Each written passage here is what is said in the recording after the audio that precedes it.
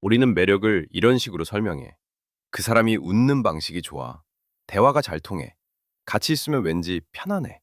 이성적이고 언어화할 수 있고 선택처럼 들리는 말들이야. 우리는 상대를 보고 알아가고 판단하고 선택한다고 믿어. 이게 현대적인 관계잖아. 자유롭고 의식적이고 우리 것이야. 그런데 여기서 과학이 한 가지를 꺼내들어. 아무도 이야기하기 편해하지 않는 것에. 우리가 파트너에게 끌리는데 작동하는 가장 강력한 신호 중 하나가 냄새라는 사실이야. 의식하지 못하는 냄새. 향수 냄새가 아니야. 피부 그 자체에서 나오는 냄새. 그리고 그 냄새가 담고 있는 정보는 상대방의 성격도, 직업도, 유머 감각도 아니야. 면역 유전자야. 오늘 이 사실을 이야기하는 건 로맨스를 동물원 이야기로 격화시키려는 게 아니야. 우리가 내 선택이라고 부르는 것 안에 무엇이 담겨 있는지를 불편하더라도 정확하게 들여다보려는 거야. 오늘이 끝나면 너는 아마 왠지 그 사람이 좋아 라는 말을 다른 의미로 쓰게 될 거야. 우리가 매력을 설명하는 방식에는 일관된 패턴이 있어. 외모, 성격, 유머, 가치관, 공통점. 이 목록 어디에도 냄새문은 없어. 냄새 얘기를 꺼내면 사람들은 대부분 당황해. 마치 연애를 동물 행동학 강의로 끌어내리는 것처럼 느끼는 거야. 인간의 사랑은 그런 게 아니라고. 그런데 흥미로운 사실이 있어. 전 세계 여러 언어에서 그 사람에게 끌린다는 감각을 묘사할 때 시각이나 청각보다 훨씬 많은 표현이 후각적 은유를 사용해. 한국어에서도 왠지 그 사람한테서 좋은 기운이 나라는 말은 실제로 감각적 경험과 연결돼 있어. 영어에서 chemistry라는 단어 자체가 화학이야. 분자와 반응의 언어. 프랑스어에서는 je sens que c'est bon, 즉 좋다고 느낀다는 표현에 sens가 있는데 이건 감각 동사이면서 동시에 냄새를 맡는 행위와 연결돼 있어. 이건 우연이 아닐 수 있어.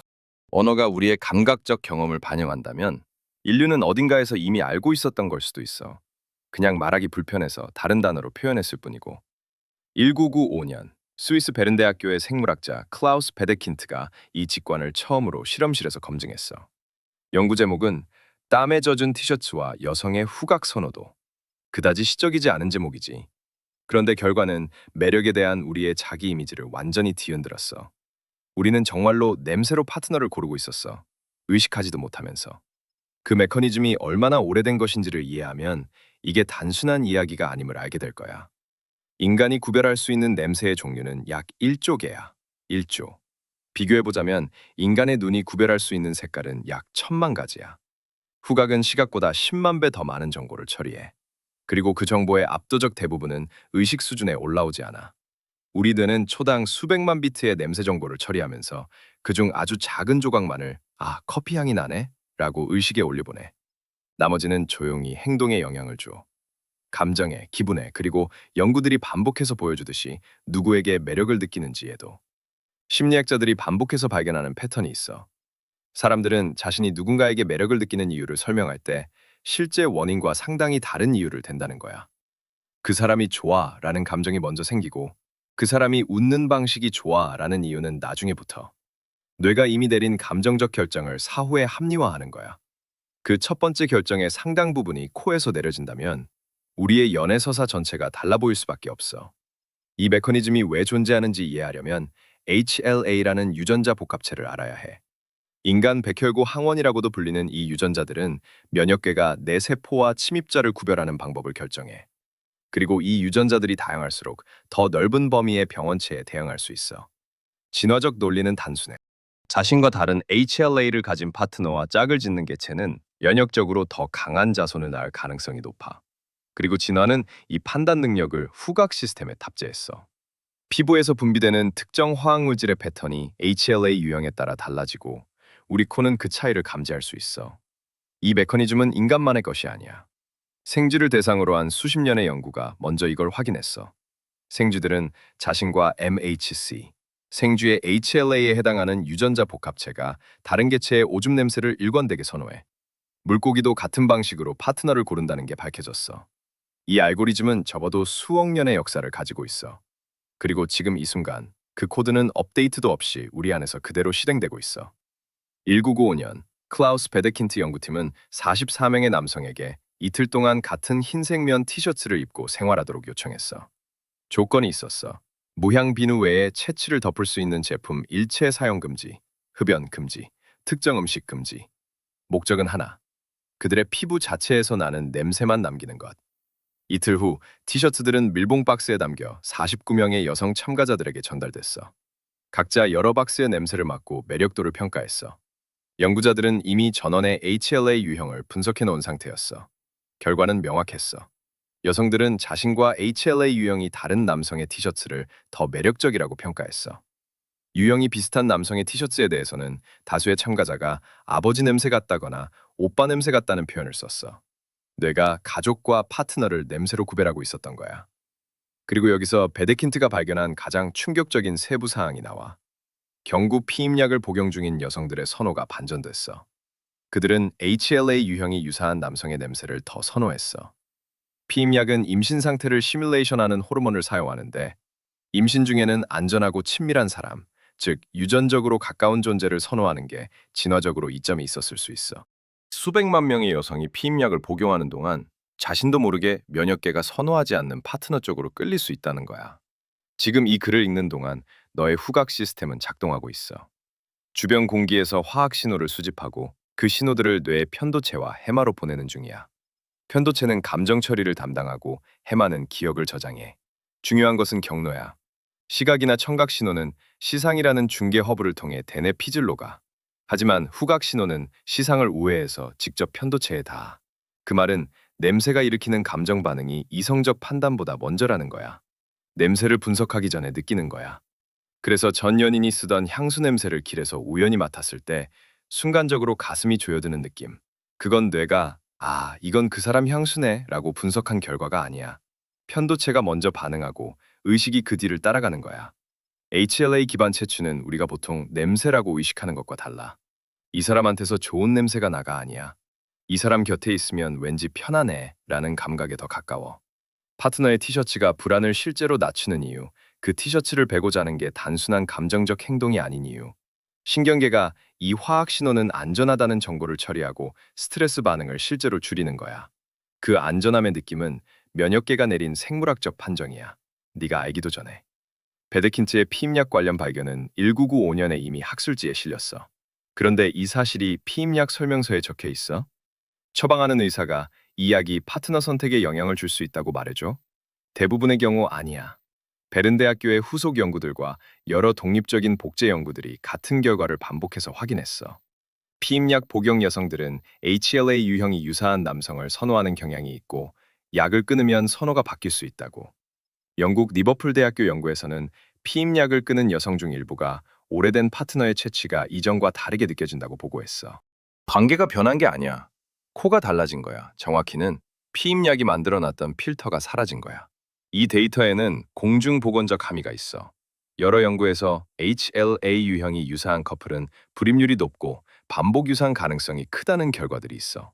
인과관계인지 상관관계인지는 여전히 연구 중이야. 과학이 솔직하게 답해야 할 영역이야. 그런데 이 연구들을 제약회사들이 몰랐을 리 없어. 연구는 20년 넘게 공개된 학술문헌에 있었어. 그리고 그 기간 내내 수백만 명의 소비자들은 이 정보를 받지 못했어. 무엇이 이 정보의 공백으로 이익을 얻었을까? 피부는 끊임없이 화학물질을 분비해. 그중에 HLA 유형에 따라 달라지는 분자들이 있어. 이 분자들이 공기 중에 퍼지고 다른 사람의 후각 수용체에 결합하고 전기 신호로 변환돼서 편도체에 닿아. 그 과정이 밀리초 단위로 일어나. 결과는 분석이 아니야. 감정이야. 이 사람이 좋다는 감각. 전두엽이 개입해서 왜를 묻는 건 그 다음이야. 그리고 전두엽은 성실하게 답을 만들어. 유머 감각이 좋아서, 웃는 눈이 마음에 들어서, 공통점이 많아서. 이 답들이 틀린 건 아니야. 하지만 첫 번째 결정은 이미 내려져 있었어. 그 왠지의 정체를 이제 알았으니 다음에는 다른 게 보일 거야. 잠깐 물고기 얘기를 해보자. 이 주제에서 물고기가 왜 나오냐고. 가시고기, 삼가시고기라고도 불리는 작은 민물고기를 알아? 이 물고기들은 MHC, 즉 생쥐와 물고기에서의 HLA에 해당하는 유전자 복합체가 서로 다른 개체를 파트너로 선택해. 냄새로, 물속에서. 실험실에서 연구자들이 수조를 격리하고 물만 흘려보낼 때조차 암컷은 MHC가 적당히 다른 수컷의 물이 흐르는 쪽을 선택했어. 그리고 흥미롭게도 가시고기 암컷은 MHC 다양성이 너무 유사한 수컷도 너무 다른 수컷도 피해. 자신의 것과 적당히 다른 수컷을 선호해. 진화는 극단이 아니라 최적의 다양성을 원해. 이건 인간의 데이터에서도 유사하게 나타나. 베데킨트 연구에서 여성들이 가장 높은 매력도를 준 티셔츠는 HLA가 극단적으로 다른 것이 아니라 적당히 다른 것이었어. 가장 세련된 옷을 입고 가장 준비된 말을 건네는 순간에도 네 몸은 가시고기처럼 상대방의 유전자 서명을 조용히 읽고 있어. 여기서 불편한 질문을 하나 정직하게 던져보자. 우리가 자유롭게 선택했다고 믿는 파트너가 사실은 몇몇 개가 이미 골라놓은 사람이라면 그 선택은 누구의 선택일까? 이 질문은 생물학적 결정론 대 자유의지 논쟁으로 들어갈 수 있어. 하지만 나는 그 철학적 전쟁보다 더 좁은 곳에 주목하고 싶어. 우리가 연애는 선택이라고 말하는 방식이 얼마나 강하게 의식적 판단을 중심에 놓는지. 그 사람을 선택했어. 우리가 결정했어. 이 언어들. 그 선택 이전에, 그 결정 이전에 이미 코가 일을 했어.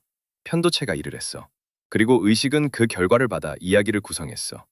그렇다면 사랑은 두 사람 사이에서 일어나는 일인가? 아니면 두 사람의 몇몇 개 사이에서 일어나는 일인가? 여기서 우리가 지나온 것들을 한 점에 모아보자. 베데킨트의 티셔츠 실험에서 여성들이 아버지 냄새 같다고 표현한 박스들. 피임약을 끊은 후 파트너의 체취가 달라 보였다는 보고들. 가시고기의 MHC 기반 파트너 선택. 편도체를 직접 타격하는 후각 신호의 신경학적 경로. 수억 년의 역사를 가진 면역 유전자 기반 선택 알고리즘. 이 모든 것이 하나의 지점을 가리키고 있어. 우리가 파트너를 고른다고 생각하지만 사실은 서로의 유전자가 서로를 인식하는 거야. 그 인식이 감정이 되고, 감정이 서사가 되고, 서사가 우리는 통한다가 되는 거야. 로맨틱하다고? 아니면 무섭다고? 아마도 둘 다겠지. 그런데 여기서 가장 불편한 사실이 하나 남아있어. 우리 대부분은 매일 아침 이 모든 신호 위에 향수를 뿌리고 있어. 전 세계 향수 시장은 연간 500억 달러 이상이야. 500억. 우리는 자신을 더 매력적으로 만들기 위해 엄청난 돈을 쓰고 있어. 문제는 그 돈이 하는 일 중 하나가 수십만 년의 진화가 설계한 가장 정확한 유전 정보 신호를 덮어버리는 거야. 향수를 뿌리는 순간 너는 상대방이 네 HLA 서명을 읽지 못하게 하는 거야. 그리고 상대방은 네 면역 개가 아니라 향수 회사의 화학자가 설계한 분자에 반응하게 돼. 물론 채취 관리가 나쁘다는 이야기가 아니야. 현대 사회는 현대 사회야. 하지만 우리가 매력적으로 보이려는 행동들이 진화가 실제로 파트너 평가를 위해 설계한 신호 체계를 가리고 있다는 사실은 알아야 해. 인간은 스스로의 구애 신호를 돈 내고 사서 지우는 유일한 동물이야. 오프닝으로 돌아가 보자. 그 사람이 웃는 방식이 좋아. 대화가 잘 통해. 왠지 편안해. 이 말들이 틀린 건 아니야. 이 감각들은 실제해. 하지만 그 왠지 아래에, 그 편안함의 바닥에 네 면역계가 이미 내린 판정이 있어. 네 코가 공기 중에서 읽어낸 유전자 서명에 대한 반응이 있어. 우리는 사랑을 의식적 선택으로 이야기하는 걸 좋아해. 더 인간적으로 느껴지거든.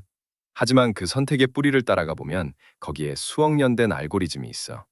생쥐에게도, 물고기에게도, 인간에게도 똑같이 작동하는. 로맨스는 여전히 아름다워.